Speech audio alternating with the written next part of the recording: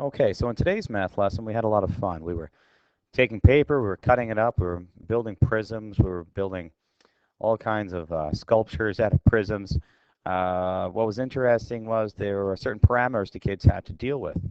For example, in this first problem here for their homework, they are given dimensions for a certain prism. We're calling this the original prism. And their job is to first find the volume. We'll talk about that in a second. Once they get the volume, they have to follow the directions above. What they need to then do is to find three original prisms that have a volume 1/3 of the original prism volume. So that caused a whole lot of thinking, which was great, and the kids worked real hard, and it was a lot of fun.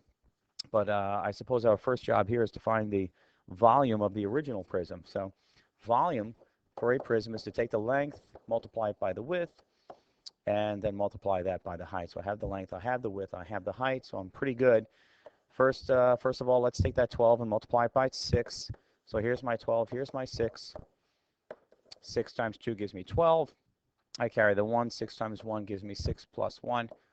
Gives me that 7. And there it is. That's 72 right there. Now I need to multiply that by 15. So here's my 72 times 15. So 5 times 2 gives me 10. 5 times 7, 35, plus 1, 36. And I'm done with these guys over here. A 1 times 2 gives me 2, and a 1 times 7 gives me 7. Add it all up. There's an 8, and there's a 10. So I have 1,080, and we're talking about centimeters here, centimeters cube or cubic centimeters. Now, here's when it gets a little tricky. I need to find the dimensions of 3 different prisms that have 1/3 the volume. Well, if the volume is 1,080, and I need 1/3 of that, that tells me I need to divide my 1,080 by 3. So I can split that into thirds. Okay, so that's a 0, that's a 3.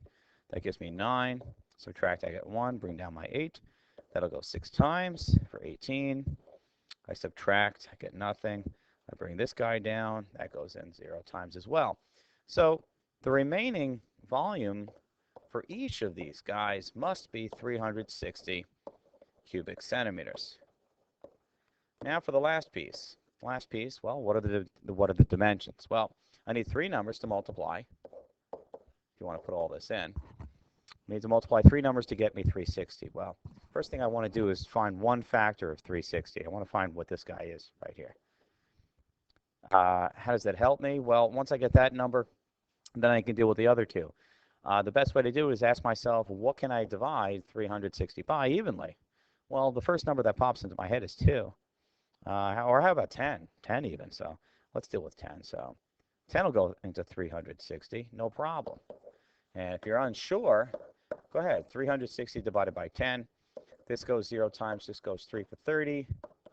I subtract, I get 6. I bring down that 0. That'll go 6 times. So I have 36 left. In other words, I need 2 numbers that I multiply, and I'm going to multiply to get me 36. Okay, well, a couple of numbers pop out. How about 6 and 6? And there you go. So this is all centimeters. And if you want to check this out, just say to yourself, okay, what's 10 times 6? That gives me 60. And if I multiply that by 6, I should get my 360. So 6 times 0 is 0, and 6 times 6 is 36. And there it is, my 360. Okay? And that's how it rolls. I'm going to leave you guys to do the rest. And that's the deal. So that's what we worked on today. A lot of fun. Thanks so much. Take care. Bye-bye.